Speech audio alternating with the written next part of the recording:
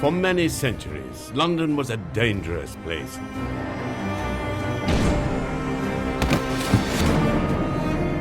It was a magnet for the very worst kind of people. Jack the Ripper dominated the headlines. But he wasn't the only killer around. Murder was afoot. The fear of death was everywhere. But police had their work cut out to track the culprits down. In this series, we'll be investigating some of the city's most notorious and intriguing crimes. The female defendant. Sexual intrigue, vicious murder, as well as the latest technology, fed the nation's insatiable desire for gruesome stories of London's dark side.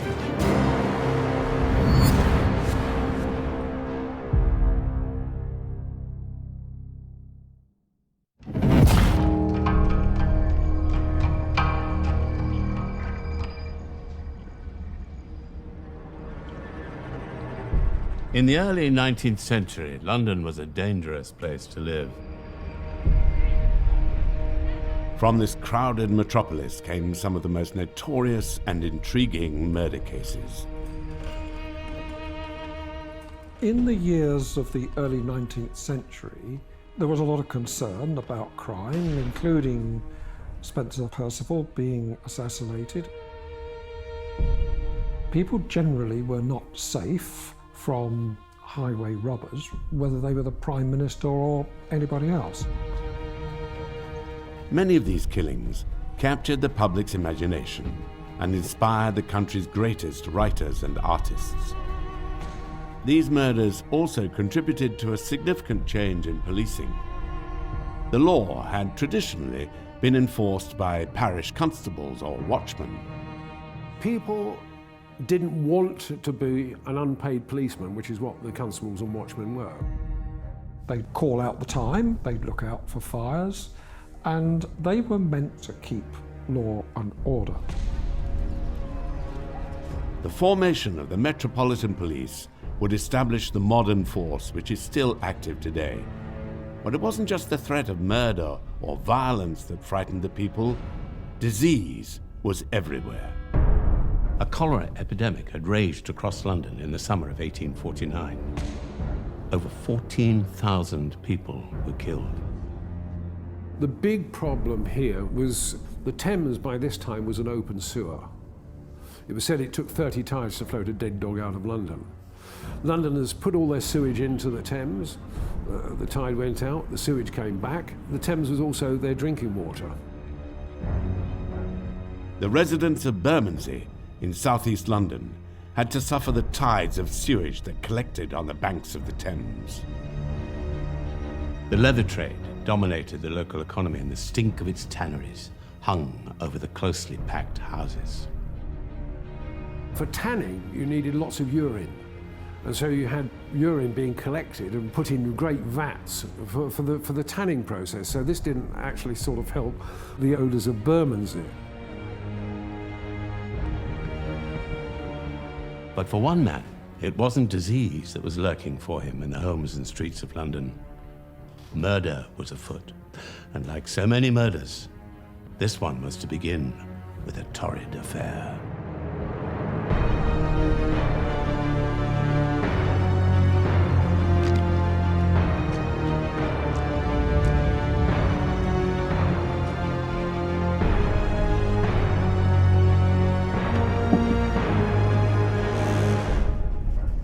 Marie de Roux was born in Lausanne, Switzerland.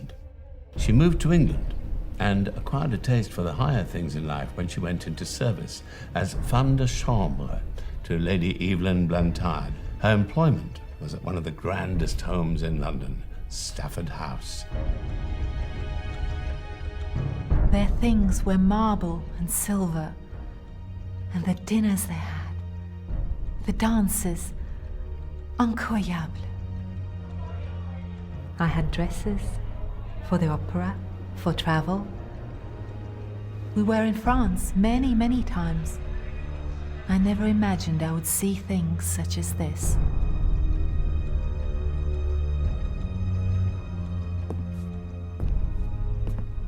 That was before I was married.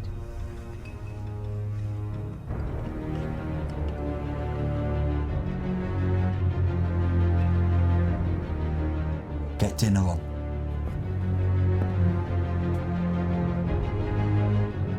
In spite of his suspected criminal background, they were wed at St. James Church, Piccadilly, in 1847.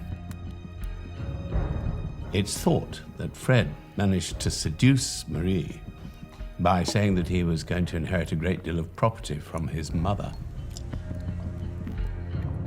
The deception was to prove a critical part of this marriage.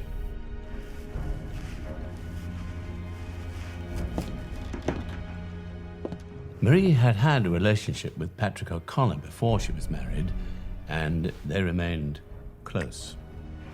Patrick O'Connor was a 50-year-old, quite wealthy man who took a shine to Maria de Roux. I have to get back to the office. The relationship between the three seems to have been a sort of a casual ménage à trois. O'Connor obviously did have money, and this, I think, well, almost certainly this was the attraction for Mrs. Manning. This tryst was soon to prove deadly.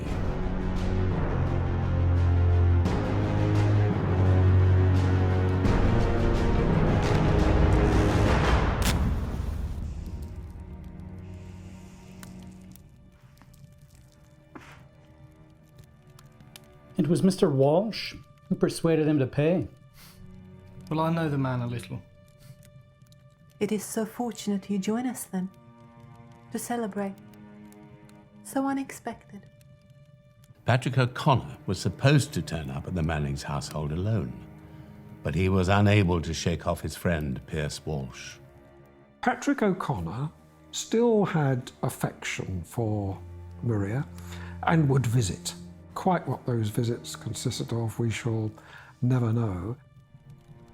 He thought if he left it long enough I'd forget. But I've every shilling in my book and every penny of interest.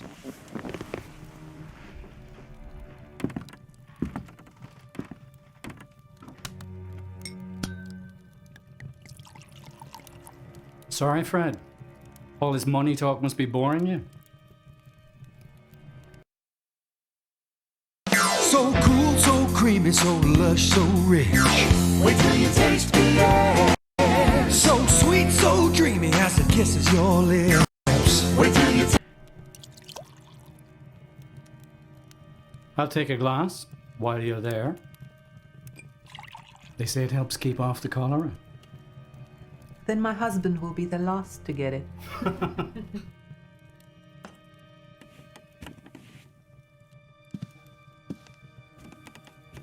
A proper man's drink.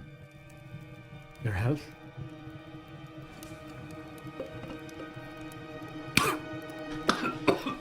Mr. O'Connor. I'm fine. It's the pipe smoke, probably. Maybe a glass of water, will that help? Mr. Walsh, can you help my husband? I think that we all need water. As long as he doesn't choke on that too.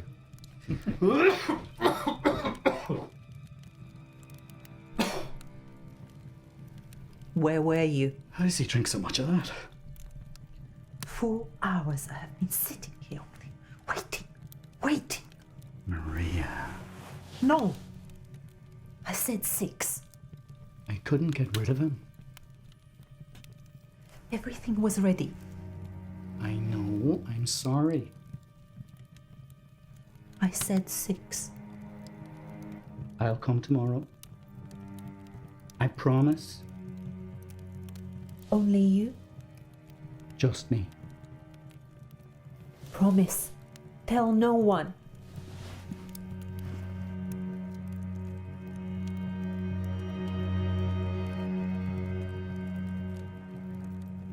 I think that most men do not have the courage.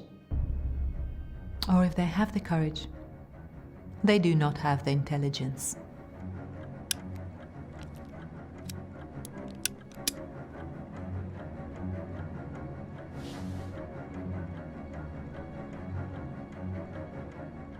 On the 8th of August, 1849, things had not gone to plan. But the following night, things would be very different. A shocking murder was about to take place that would fascinate press and public alike. A desperate manhunt would be conducted on both land and sea to capture the culprits. The notorious tale of the Bermondsey Horror was about to unfold.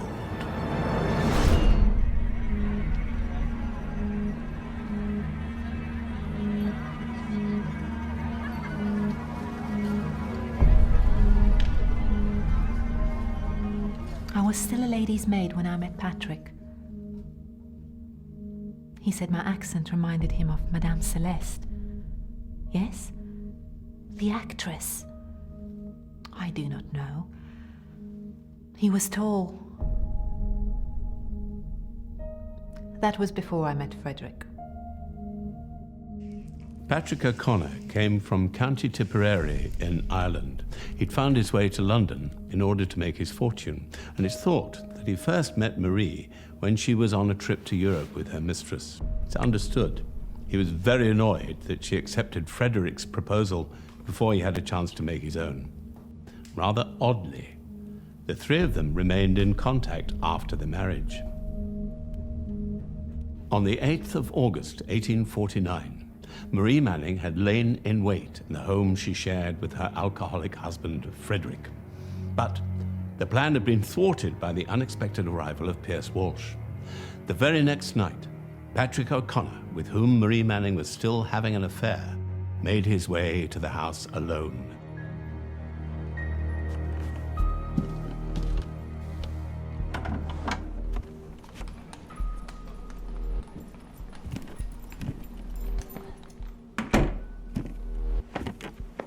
Eat first.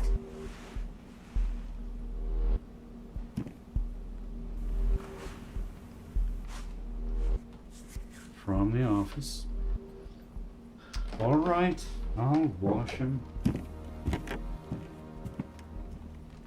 Where is the devil then? Emptying his pockets on cheap brandy.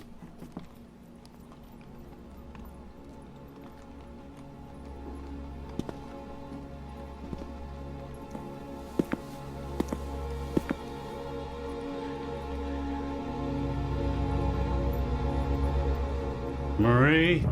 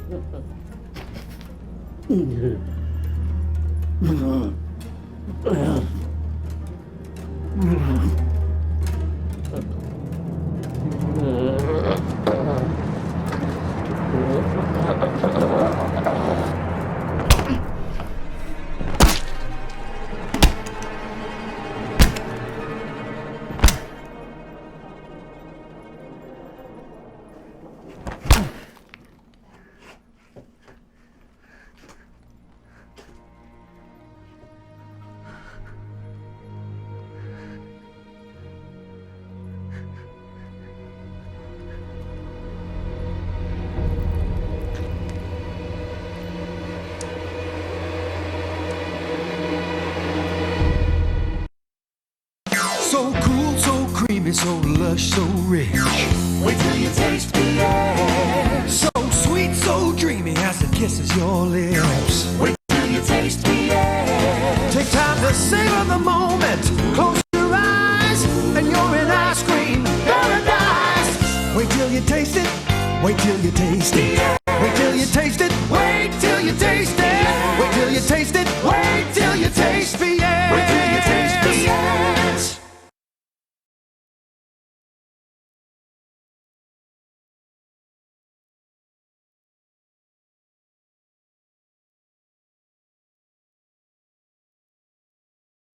My name is Chuck, and I was seriously injured by a large truck. Chuck had life-threatening injuries after being hit by a large truck. I knew Mr. Colombo's reputation, actually a no-brainer to go with him. Hurt by a truck? Call Colombo Law. What became known as the Bermondsey Horror was actually the murder of Patrick O'Connor. He was brutally bludgeoned, presumably by Frederick Manning. I mean, he was hit something like 17 times.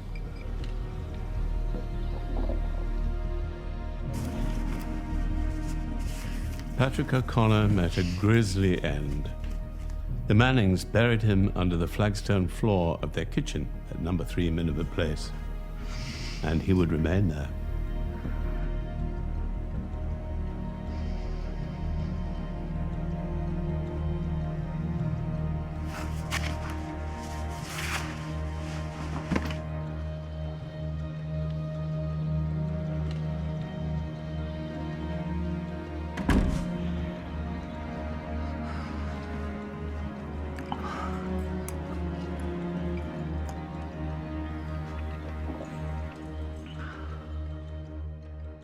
It would be a while before anyone was aware of the death of Patrick O'Connor. In the meantime, Marie and Frederick Manning had to set their plans in motion. They had a lot to do if they were to profit from this murder.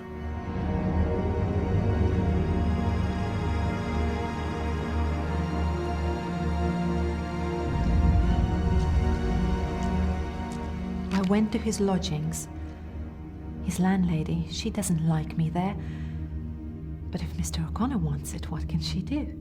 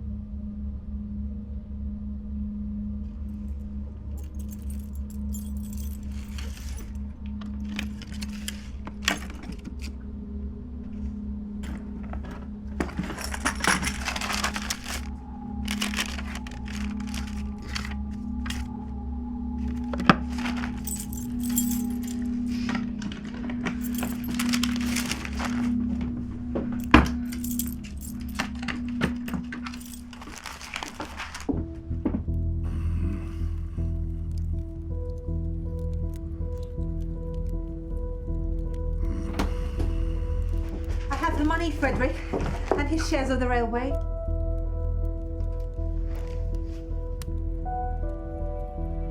The Mannings had what they wanted. Railway shares, much like these. Patrick O'Connor was a very wealthy man, having done exceedingly well as a moneylender. But the Mannings needed to act soon, because people would inevitably notice the disappearance of a well-known figure like Patrick O'Connor. And what is it you say to them? That I've got some shares I'm wanting to sell. What shares? Eastern? Eastern Counties Consolidated Stock. 20 shares. £120. Bon. And what is your name? Patrick O'Connor.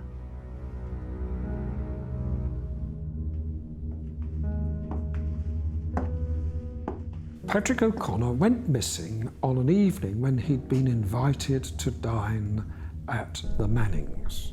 And when he didn't turn up for work, people got concerned, started to make inquiries. All this activity and Patrick O'Connor's disappearance obviously caught a few people's attention. In a time of rampant cholera, sudden death was commonplace, but sudden disappearance means people will start looking for you. I saw Mr. O'Connor leave with you, but since... So he didn't come for dinner on Thursday? No. Just I spoke to some of his colleagues down at the docks, and O'Connor told them he was on his way here. They saw him on London Bridge. He said he was on his way. He didn't come. No, but we invited him, yes, for dinner, but he did not. Nobody's seen him since.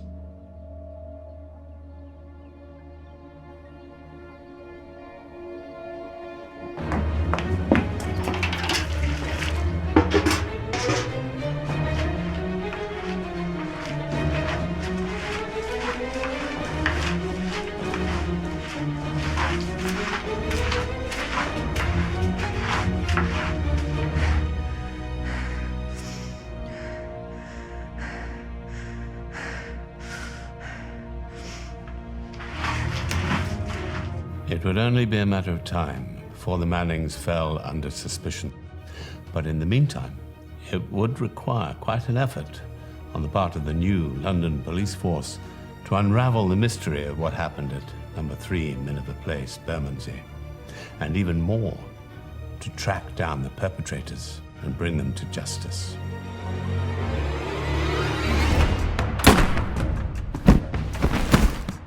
It would become known as the Bermondsey Horror.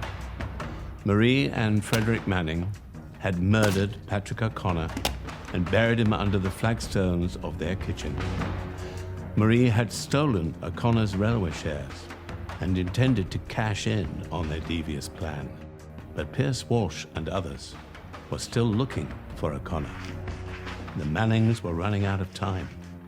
They were also suspicious of each other and on the verge of an ill-timed marital breakup.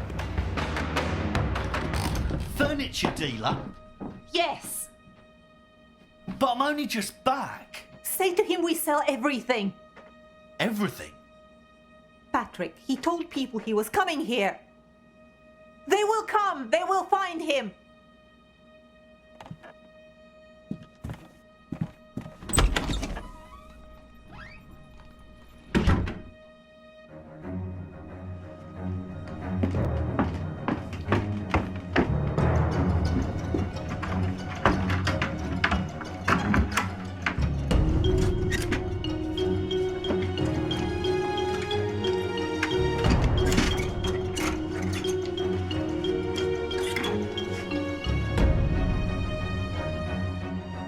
One dress.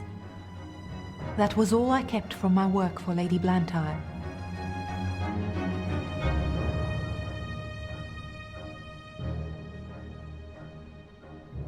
I never wore it. When was I able to wear it with Frederick?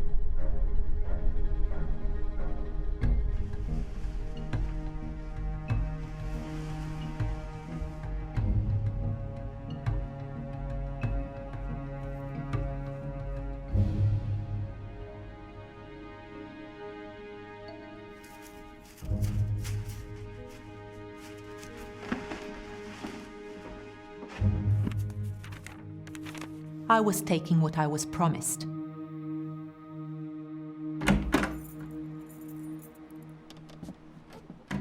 Marie? I spoke with Bainbridge. 15 shillings deposit. The rest when he comes round tomorrow. Marie?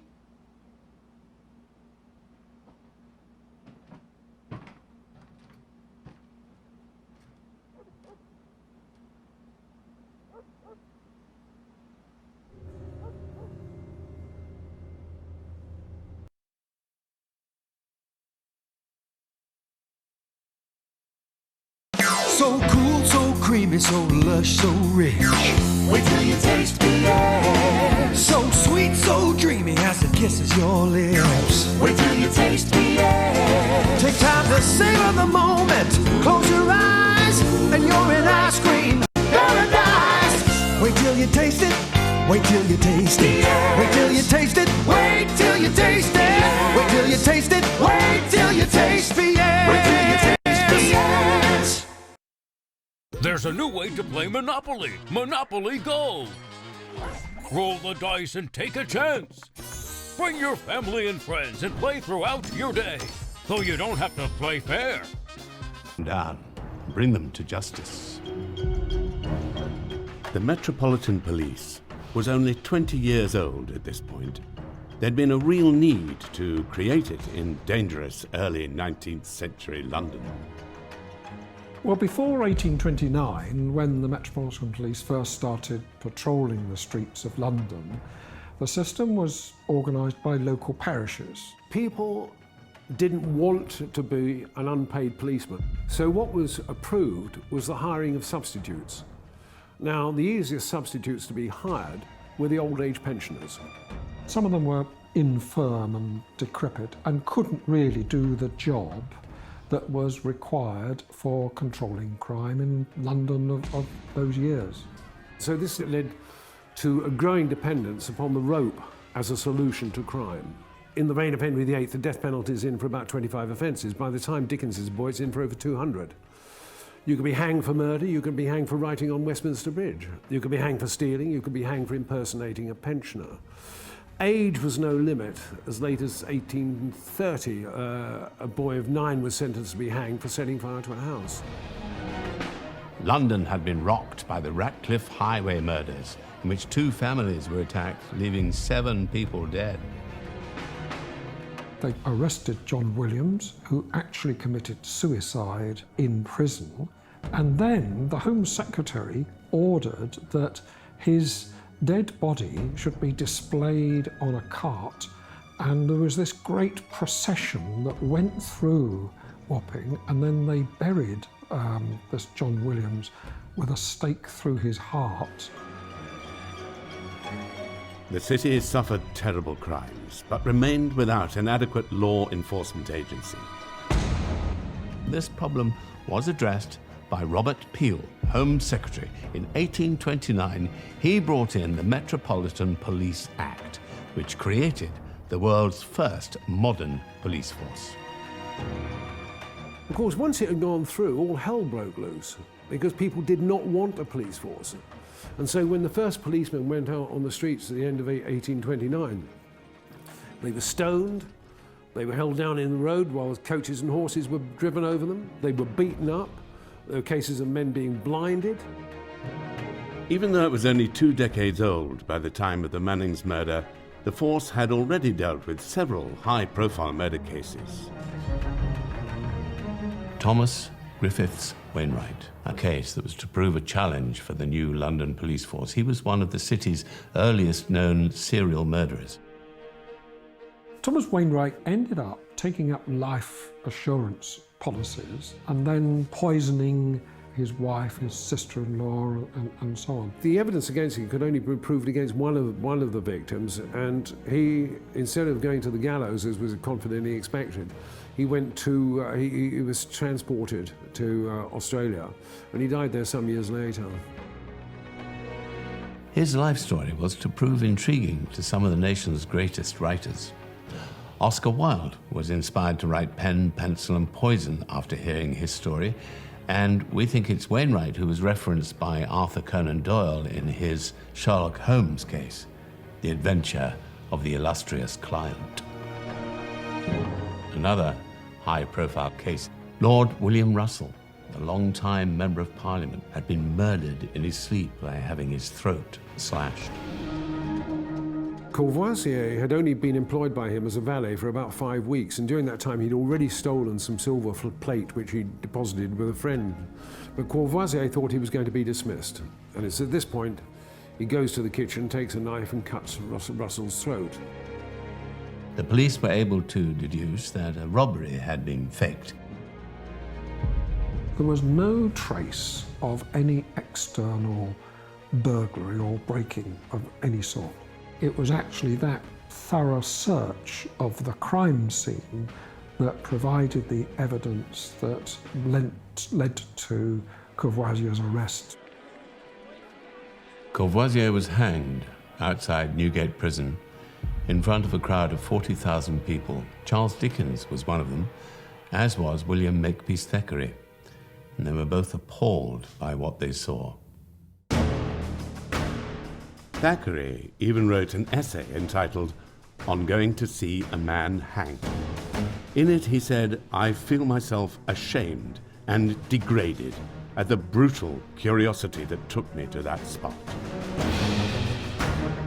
Charles Dickens would soon have another murder case grab his attention as the police were closing in on the mysterious disappearance of Patrick O'Connor in the summer of 1849.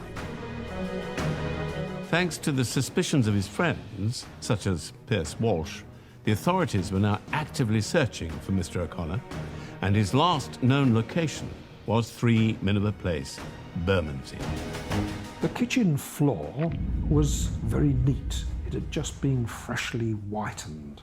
2 police officers who had the key from the landlord noticed that a couple of the flagstones had damp edges.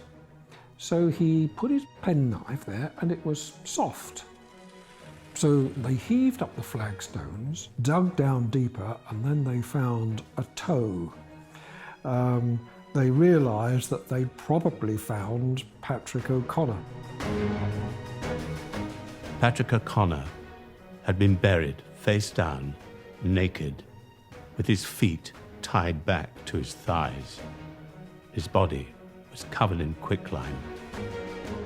Stupidly, when they were after they put quicklime on the body to destroy it, they left his false teeth in, which led to his identification by the dentist. Actually, that was a sort of milestone, if you like, in identification. This was now a murder investigation, and the hunt for the killers was on. A £100 reward had been issued by the Home Secretary, Sir George Grey, for the apprehension of the suspects. But it was police ingenuity that led to the capture of Marie Manning rather than a mob in search of a big payday. Scotland Yard were brought in, and the new detective branch started inquiries. There'd been some luggage with a lady answering Manning's description that had gone up to Edinburgh. Mrs. Smith, Yes? there's 2 gentlemen here to see you. They used the new telegraph system to contact the Edinburgh police, traced Manning, brought her back to London. It was the Telegraph also that led to the capture of Frederick Manning, when a report came in on the wire that he'd been spotted on a steamer heading for the Channel Islands. It turned out he spent most of his time there in hiding. Police! Get down on the floor, Patrick! Get down on the floor! Frederick Manning, you are under arrest for the murder of Patrick O'Connor! The morbid tale of the Mannings electrified the public. It was dubbed the Bermondsey Horror.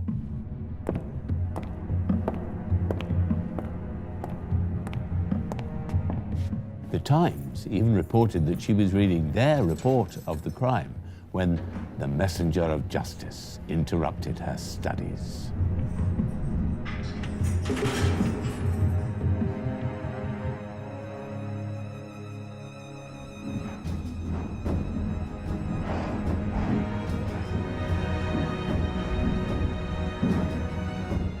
The Mannings had nowhere to hide. They didn't even have each other anymore, given how their relationship had soured. In their trial at the Old Bailey, they would mount their own separate defences, and Marie would become furious No! with the way she was treated. I will not stand it! But it's hard to argue against a dead body being found under your kitchen floor. On the 9th of August, 1849, Patrick O'Connor, an Irishman, had been murdered at 3 Miniver Place in Bermondsey. His sudden disappearance had not gone unnoticed, and a week later, the police discovered his body buried under the kitchen floor. A nationwide hunt was launched for his killers who had fled in opposite directions. Marie Manning was attempting to start a new life in Edinburgh, Scotland, while Frederick Manning was in hiding on the Isle of Jersey. Both were swiftly captured and locked up in Newgate Prison, facing the charge of murder.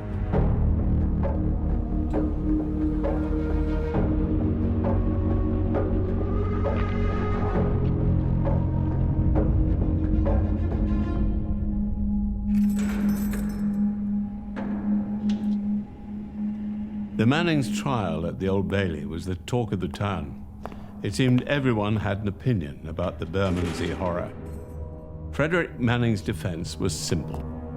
He wanted to exploit the intense negative press surrounding Marie Manning to his own advantage and blamed the whole thing on her. She was, after all, the foreigner in the midst.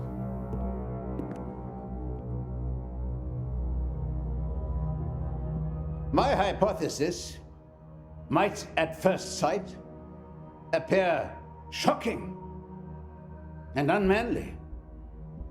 We're all in the habit of associating the female character with mildness and obedience, and the male character with power and strength. This rule is not a universal one, however. History teaches us that the female is capable of reaching higher in point of virtue than the male. But when she descends to vice, she sinks far lower than our sex. My hypothesis, then, is that the female defendant, Manning, premeditated, planned, and concocted the murder, and made her husband her dupe and instrument for that purpose.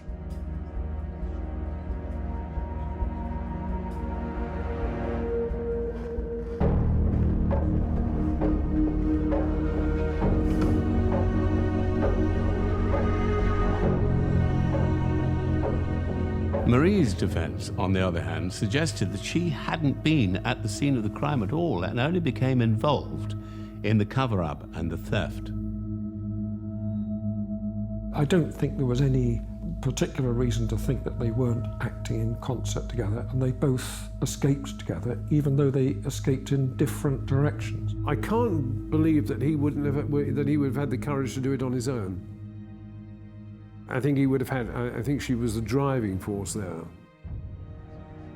Marie refused to look at her husband during the trial and testified that O'Connor was more to me than my husband, and that he'd been killed by Fred in a jealous rage. But it was Marie who invited the victim to dinner, and it was she who'd taken delivery of a new shovel on the very day of the murder. Could it have been fear for her own life in the face of a violent, jealous, dangerous man that made her steal the victim's money? Could it be that same fear that made her flee to Scotland? I think it was almost inevitable that they would be found guilty. I mean, they had the railway shares, and the body was found under the flags in their kitchen. In those days, trials at the Old Bailey were very short. They took place very, very quickly. Certainly in the 18th century, the average Old Bailey trial lasted about 10 minutes. A jury would be sworn in for the day and would deal with several cases. So, looking back, the criminal justice system seems a bit rough and ready by today's standards. But by the standards of the day, they would have been regarded as fairly convicted, I'm sure. The jury took just 45 minutes to reach their verdict. Frederick George Manning and Maria Manning, you have been convicted of the crime of murder. No! I will not stand it! You are to be ashamed of yourselves.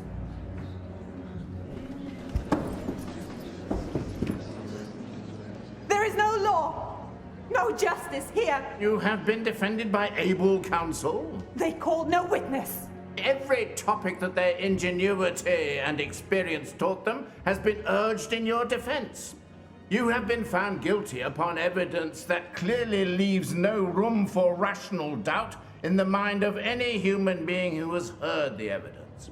There is but one sentence open to me consistent with justice: that you be taken hence to Her Majesty's jail in the county of Surrey, and thence to the place of execution, severally to be hung by the neck until you be dead. And may the Lord have mercy upon your soul.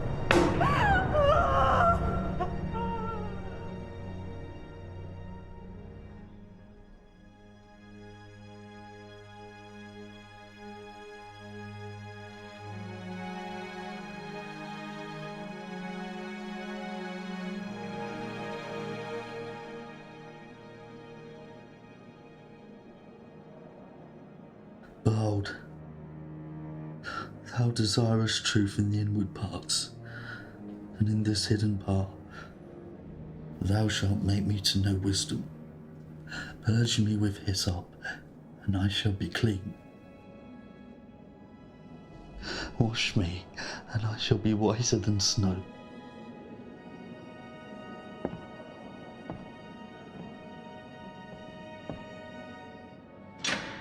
For the penny press and the public, this was to be one of the greatest crime sensations of the century. It had all the ingredients necessary to satisfy a prurient public. Sexual intrigue, a vicious murder, a pretty foreign villainess, a desperate manhunt. It fed the nation's insatiable desire for gruesome stories.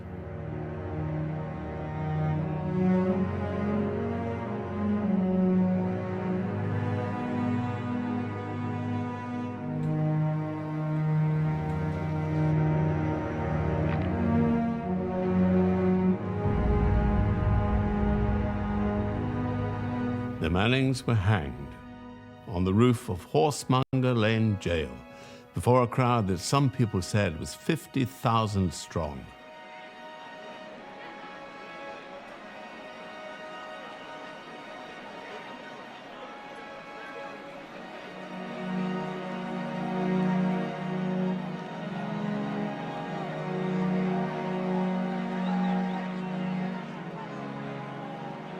Charles Dickens watched the execution from the window of a rented room in a nearby house.